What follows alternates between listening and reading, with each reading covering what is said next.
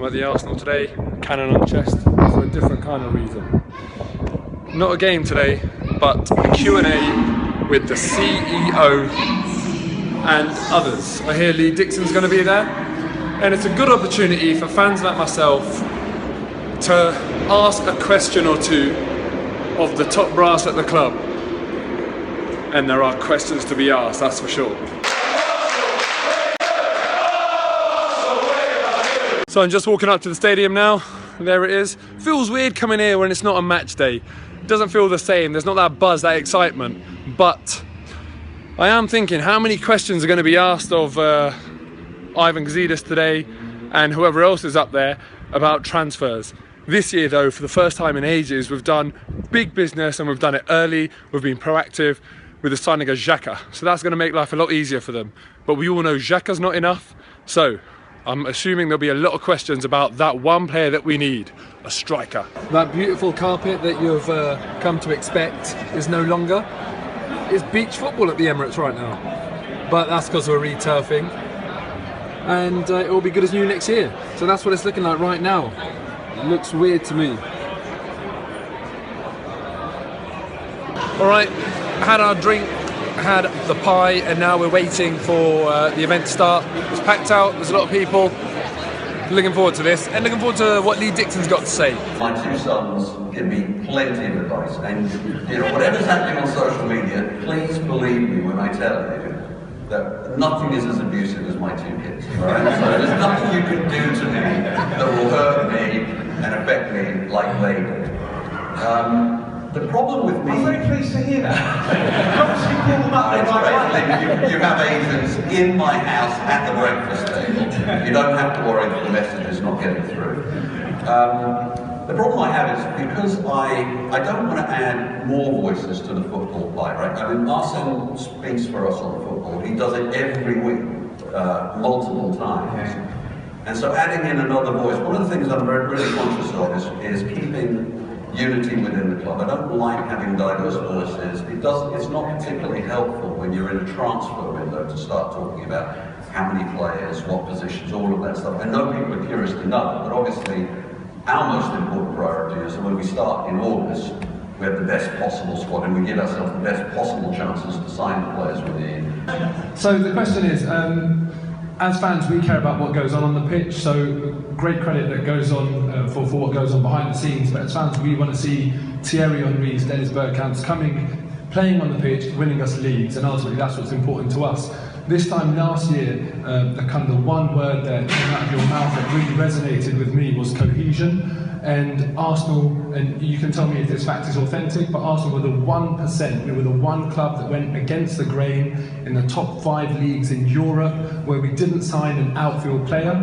Time has shown that to be an incorrect decision, in my view.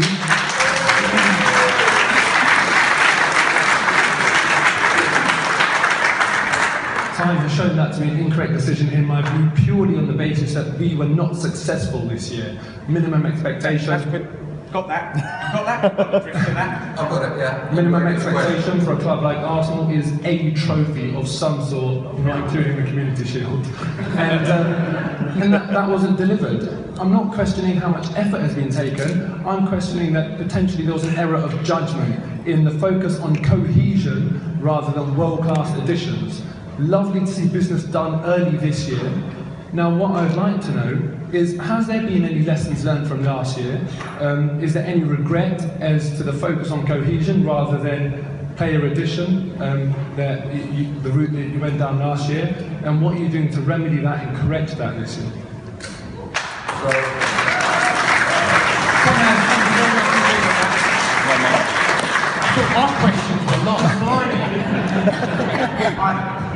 Look, we make mistakes along the way. I don't want to say that was a mistake. I think that usually the reasons for why things happen are a little bit more complex than just saying one reason, and that's the reason we weren't successful, and that's what cost us. But certainly we thought about that a lot. And had we found the right combination of players last summer that we felt would progress us, we would have certainly done more. We had the money to do that. We decided not to. Was that the right decision? Was that wrong decision, all about confirmation biases will stick in then. If you think that it's all about squad depth, that will be your issue. If you think it's about we don't keep our players fit enough, that's going to be the issue. If you think it's going to be good because we didn't finish our chances, that's going to be the issue. If you think it's for the referees, that's going to be... It's a combination of so many different things. What I will say to you is that we don't... we ask ourselves the difficult questions. We don't believe we're perfect. We sit and ask difficult questions, and what we're trying to do is work out where we made mistakes and where we can improve. And those are very honest dialogues. It's still difficult. We signed Granite now, open the season with that signing. It's still difficult. I don't know if that's going to work out or not. You don't know. You're always trying to make judgments the best way you can. In the end, we've got a whole team of people who think about this stuff. In the end, the most important judgment on the football side is Arsenal, and he will make that final call. And I don't believe in models where you push players and managers that they don't believe they want. He also has a lot of insight that's not public into players that are coming through. Arsenal's been talking about Alex Iwobi for quite a while, actually. So I take the criticism. There's a lot of valid criticism you can make, and every time you don't win, you have to take it on the chin. The only thing I can tell you is we do look at it and ask ourselves difficult questions. Oh, that's the event over, and well, most importantly, I won this, and look what's on the back. That's well, I've only got one hand, but that's Mohamed El Neni. So I won my namesake's home shirt. Happy with that. Hopefully we'll get that signed by him and get that framed. So we'll see what happens with that. But in terms of the event, look, it's great that Arsenal do this. It's great that Arsenal have this opportunity for fans to come and ask the CEO questions directly. It's not a lot of other fans at other clubs that get this opportunity. But I was so frustrated with the structure of the event today. The host spent so much time talking to Ivan Gazidis. If we wanted to see that, they could do a Facebook stream for us, or they could put it on Arsenal Player.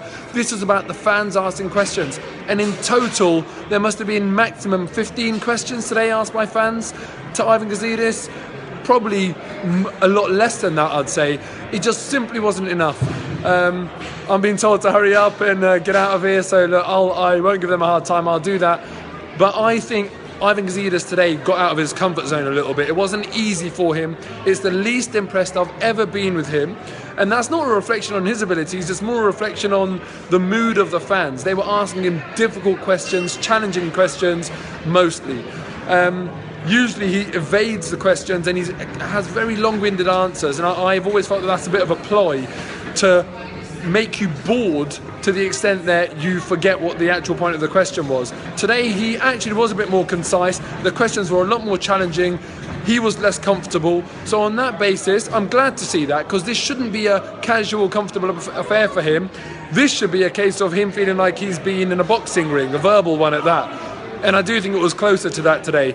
But there just wasn't enough opportunity for fans to ask the questions that we all want to ask and grill him as much as we want. So that's it for now. When I get out of here, I'll summarise a little bit more. Back at home now and just taking stock of the event. Now, I did say before that it's the least impressed I've ever been with Ivan Gazidis, and that's because he made some almost like rookie errors today. He referred to it as soccer, which, is just you should not do. And the thing that I really didn't like was that he spoke about Stan Kroenke, and he gave a lot of narrative about how Stan really, wants the best for the club and he wants to win, and kind of spoke very positively about him. But as a fan, especially with Stan Kroenke, because it's a very sensitive issue, we're going to be naturally cynical, in my view. I certainly was very cynical, thinking, sitting there listening to him talking about Stan Kroenke in a positive light, and I was just thinking to myself, well, what else are you going to say? I don't want to hear, I don't care who you are, I don't want to hear an opinion piece, whether you're the CEO or whether you're someone on Arsenal Fan TV. I want to hear facts, because Stan Kroenke is a maligned figure for fans at this club. If you're going to talk about him, as the CEO, I expect you to be telling me, hard evidence as to why he is the right owner for our club, and I didn't get that. To this day, I still don't know what Stan Kroenke's exit strategy is. The only kind of assurance that Ivan Gazidis tried to put forward in a logical basis about Stan Kroenke was that if he wanted to make money, there's loads of other things he could do. And I'm afraid I don't buy that. You know, what he's basically saying there is that football won't get you the best returns if you've got money to invest. The fact of the matter is, Stan Kroenke likes to invest in sports teams. That's his chosen investment, and as far as I can see, when it comes to sports teams, Arsenal are a bloody good investment. And also, you look at the increase in share price from when he bought his original shares to what they are now, he has made a lot of money. From what I can remember, shares were trading at around 10,000 or maybe just shy of 10,000 when he started buying up shares, and I think recently he actually bought a few more for 16,000.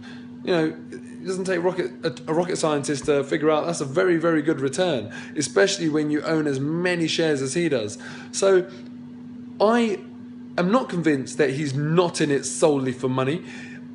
Ivan Gazidis also mentioned that Arsenal aren't happy to just be finishing in the top four. Again, very, very sceptical. Where is the evidence? You know, I would have loved to have been able to ask him more questions and ask him, as a fan, where is the evidence of that? What have we seen in the last few years that really suggest that Arsenal aren't happy for the with top four? Simply no evidence as far as I can see. But look, in any case, Ivan is going to toe the party line. I'm going to be very cynical about what he says, but credit to him for being concise, credit to him for putting himself in that environment where he's facing fans, and I'm glad that it wasn't easy for him. It shouldn't be easy for him. When our great club hasn't won a trophy, when our great club has got obvious problems and the CEO's in front of a room full of fans, he should not enjoy himself. That's just the way I see it. So look, you know, well done Arsenal for doing it. Thanks for the hospitality. It's great that the club do this every year. I did mention as well the host, Tom Watt, spent too much time in the mic. You know, he did. Perhaps that was his remit from the club, to try and diffuse the atmosphere in the room and to try and minimise the level of inquisition that the fans could really push onto Ivan Gazidis. And if that's the case, he did a great job of it. If the club didn't give him a remit, if they didn't say to him, this is what you need to do for us today, and it was just free reign for him, then I do think he spent a bit too much time on the mic, should have left the floor open for the fans a little bit more. But look, thoroughly enjoyable evening. I feel sorry for the fans that didn't get to ask a question due to the lack of time, because there were a lot of fans that had their hands up and they didn't get to answer their question. That must have been very frustrating for them. And that's it, really. That's my summary. Actually, at St Mary's, watching the charity football game that was put on by KSI and the Sidemen, and the news like filtered through to me, and at first I